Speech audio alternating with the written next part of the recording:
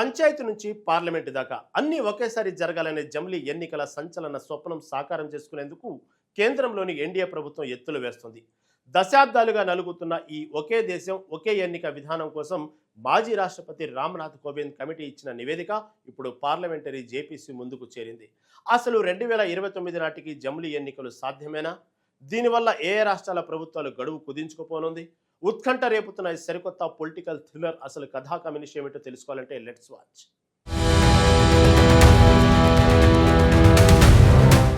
భారతదేశంలో ఒకే దేశం అలాగే ఒకే ఎన్నిక అనగా జమిలీ ఎన్నికల నిర్వహణకు సంబంధించి కేంద్ర ప్రభుత్వం అడుగులు అత్యంత వేగంగా పడుతున్నాయి.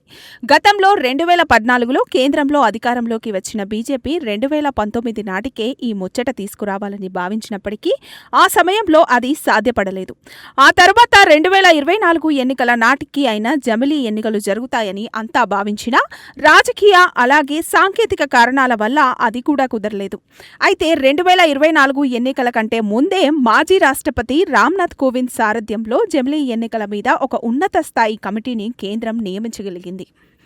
ఈ కమిటీ సమర్పించిన సమగ్ర నివేదికను తాజాగా పార్లమెంటు జాయింట్ పార్లమెంటరీ కమిటీ అనగా జేపీసీ ముందు ఉంచడం విశేషం.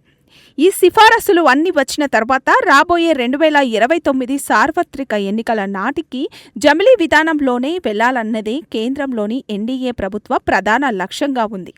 ఈ పరిణామం ఇప్పుడు దేశవ్యాప్తంగా ఉన్న రాజకీయ పార్టీలలో తీవ్రమైన చర్చకు, ఆందోళనకు కేంద్ర బిందువుగా మారుతోంది.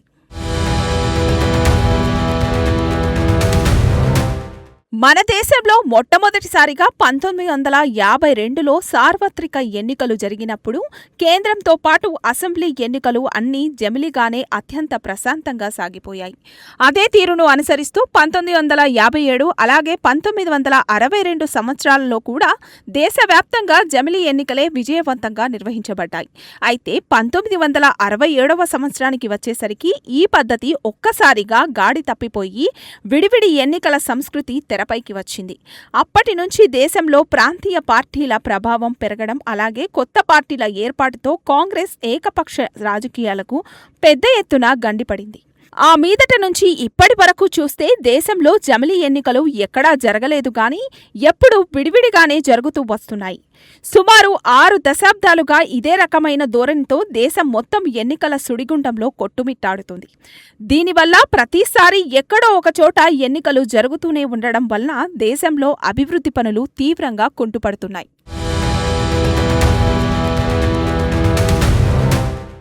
ఎల్లప్పుడూ ఎన్నికల కోడ్ అమల్లో ఉండటం వల్ల పాలనపై దృష్టి పెట్టలేకపోతున్నామని అలాగే ఎంతో పెద్ద మొత్తంలో ప్రజాధనం ఎన్నికల ఖర్చు కింద వృధా అవుతుందని కేంద్రం భావిస్తుంది. కాలం కలిసి రానప్పుడు ఈ అనవసర ఆర్థిక భారం దేశ ప్రగతిని వెనక్కి లాగుతుందని కేంద్రంలో బీజేపీ గట్టిగా విశ్వసిస్తుంది. అందుకే పంచాయతీ స్థాయి నుంచి పార్లమెంటు దాకా ఒకేసారి ఎన్నికలు జరిపించాలన్న పకడ్బందీ ఆలోచనలతో భారీ కసరత్తును ముమ్మరం చేసింది. ఇదిలా ఉంటే ఈ జమిలీ ఎన్నికల ఆలోచనలకు కాంగ్రెస్ పార్టీతో పాటు దాని మిత్రపక్షాల నుంచి తీవ్రమైన అడ్డంకులు అలాగే వ్యతిరేకత ఎదురవుతుంది. ప్రతిపక్షాల నుంచి వస్తున్న ఈ అడ్డంకులను అధిగమించడానికి కేంద్రంలోని బీజేపీ ప్రభుత్వం ఇప్పుడు మరో ప్రత్యామ్నాయ మార్గాన్ని అన్వేషిస్తుంది. దేశవ్యాప్తంగా బీజేపీకి సొంతంగా సుమారు 15 రాష్ట్రాలకు పైగా ప్రస్తుతం అధికారంలో బలమైన ప్రభుత్వాలు ఉన్నాయి. అలాగే మిత్రపక్షాలతో కలుపుకొని మరో 7 చోట్ల కూడా ఆ పార్టీ అధికార పగ్గాలను విజయవంతంగా అందుకుంటుంది. ఈ లెక్కన చూస్తే దేశంలోని మొత్తం రాష్ట్రాలలో దాదాపు 22 చోట్ల ఎన్డీఏ ప్రభుత్వాలే అధికారంలో కొనసాగుతున్నాయనేది క్లియర్. కాబట్టి తమ ఆధీనంలో ఉన్న ఆయా రాష్ట్రాల్లో జమిలీ ఎన్నికల కోసం అప్పటికే ఉన్న ప్రభుత్వాల పాలనను అవసరమైతే వెనక్కి గాని ముందుకు గాని జరుపుకునేందుకు పెద్దగా అభ్యంతరాలు ఉండవని బీజేపీ భావిస్తుంది. దాంతోపాటు వీలైతే కాంగ్రెస్ పార్టీతో పాటు ఇతర విపక్షాలతో కూడా సంప్రదింపులు జరపాలని ఆ పార్టీ నాయకులు గట్టిగా ప్రయత్నిస్తున్నారు. ఈ మేరకు జమిలీ ఎన్నికల మీద ఏర్పాటు అయిన పార్లమెంటరీ జాయింట్ యాక్షన్ కమిటీ వివిధ రాష్ట్రాల ముఖ్యమంత్రులతో ఇతర రాజకీయ పార్టీల అధినేతలతో వరుస చర్చలు జరుపుతోంది. ప్రస్తుతం దేశంలో ఉన్న 22 ఎన్డీఏ పాలిత రాష్ట్రాల్లో ఆంధ్రప్రదేశ్, సిక్కిం, అరుణాచల్ ప్రదేశ్ అలాగే ఒడిశా వంటి రాష్ట్రాల్లో చాలా కాలంగా లోక్సభ ఎన్నికలతో పాటే అసెంబ్లీ ఎన్నికలు జరుగుతున్నాయి. ఇక మిగిలిన రాష్ట్రాలను ఈ జమిలీ చట్టంలోకి తీసుకురావాలంటే పెద్ద ఎత్తున గడువు సర్దుబాట్లు చేయాల్సిన అనివార్య పరిస్థితి ఏర్పడింది.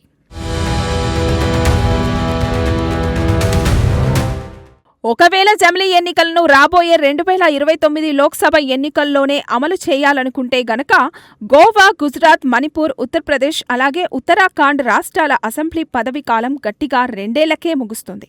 ఎందుకంటే అక్కడ 2027లోనే సాధారణ ఎన్నికలు జరిగి కొత్త ప్రభుత్వాలు ఏర్పడతాయి కాబట్టి వాటిని ముందుగానే రద్దు చేయాల్సి ఉంటుంది. అలాగే మధ్యప్రదేశ్, రాజస్థాన్, ఛత్తీస్గఢ్, మేఘాలయ, నాగాలాండ్ అలాగే త్రిపుర రాష్ట్రాల అసెంబ్లీ గడువు కూడా ఏకంగా 4 ఏళ్లు తగ్గించాల్సి వస్తుంది. ఎందుకంటే అక్కడ 2028లో ఎన్నికలు జరగాల్సి ఉంది కాబట్టి ప్రజలచే ఎన్నుకోబడిన ఏడాదికే మరోసారి జమిలీ పేరుతో ఉన్న అసెంబ్లీలను రద్దు చేసుకోవడానికి సిద్ధపడాలి. ఒకవేళ ఆ చట్టంలోకి వస్తే బీహార్ అసెంబ్లీ కాలం 4 ఏళ్లకే ముగిసిపోతుంది. అలాగే మహారాష్ట్ర అసెంబ్లీ గడువు కూడా 6 నెలల ముందే ముగుస్తుంది. పుట్టలో చెదలు పట్టి పుట్టగానే పెరిగినట్లు ఈ గడువు సర్దుబాట్లు అన్నీ రాజ్యాంగబద్ధంగా జరిగేలా పకడ్బందీ ప్రణాళికను సిద్ధం చేస్తున్నారు. పశ్చిమ బెంగాల్, అస్సాం వంటి రాష్ట్రాలు కూడా 3 ఏళ్లకే అసెంబ్లీలను రద్దు చేసుకుని ఈ జమిలీ సమరానికి రావాల్సి ఉంటుంది.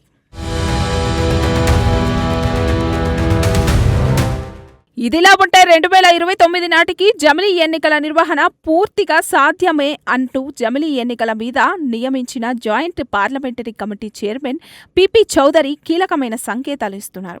రాబోయే సార్వత్రిక ఎన్నికల నాటికి ఈ 1 నేషన్ 1 ఎలక్షన్ అన్న బృహత్తర కసరత్తును విజయవంతంగా పూర్తి చేసేందుకు తమ కమిటీ తీవ్రంగా కృషి చేస్తుందని ఆయన తెలిపారు. తాము ఇప్పటిదాకా జరిపిన సంప్రదింపులలో దేశంలో ఏకంగా 90% మంది జమిలీ ఎన్నికలకు పూర్తిగా సుముఖంగా ఉన్నారని చెప్పుకొచ్చారు. తరచూ దేశంలో ఎన్నికలు జరగడం వల్ల ప్రభుత్వ ఖజానా మీద ఏకంగా 7 లక్షల కోట్ల రూపాయల భారీ ఆర్థిక భారం పడుతుందని ఆయన ఆందోళన వ్యక్తం చేశారు. ఈ భారీ ఆర్థిక భారాన్ని పూర్తిగా తగ్గించే ఒక అద్భుతమైన ప్రయత్నమే ఈ జమిలీ ఎన్నికలని ఆయన స్పష్టం చేశారు. ఈ జమిలీ ఎన్నికల చట్టంలో మొదటి దశలో కేవలం ఎన్డీఏ పాలిత రాష్ట్రాలు మాత్రమే భాగస్వామ్యం అయ్యేలా ప్రణాళికలు రూపొందిస్తున్నారు. అదే సమయంలో ప్రతిపక్ష పార్టీల ఆధీనంలో ఉండే ఇతర రాష్ట్రాలలో మాత్రం అసెంబ్లీల గడువును యథావిధిగా 5 ఏళ్లు కొనసాగనిచ్చి 2వ దశలో వాటిని జమిలీ చట్టంలోకి కలుపుతారని అంటున్నారు. మొత్తానికి దేశ రాజకీయ ముఖ చిత్రాన్ని పూర్తిగా మార్చేయబోతున్న 2029 ఎన్నికలు ఖచ్చితంగా జమిలీ విధానంలోనే జరగడం ఖాయమని రాజకీయ విశ్లేషకులు గట్టిగా అంచనా వేస్తున్నారు. విపక్షాల అభ్యంతరాలను అధిగమించి కేంద్ర ప్రభుత్వం చేపడుతున్న ఈ భారీ రాజకీయ ప్రయోగం దేశ భవిష్యత్తును ఎలా మలచిందనేది ఇప్పుడు సర్వత్రా ఆసక్తిగా మారింది. ఎన్డీఏ కూటమి వేస్తున్న ఈ మాస్టర్ ప్లాన్ ఫలితం రాబోయే రోజుల్లో ఎన్నికల ఖర్చు తగ్గి పరిపాలన పరంగా వేగవంతం అవుతుందని భావిస్తున్నారు. ఉత్కంఠ రేపుతున్న ఈ పొలిటికల్ థ్రిల్లర్ యొక్క అసలు క్లైమాక్స్ ఏంటో త్వరలోనే తేలిపోనుంది.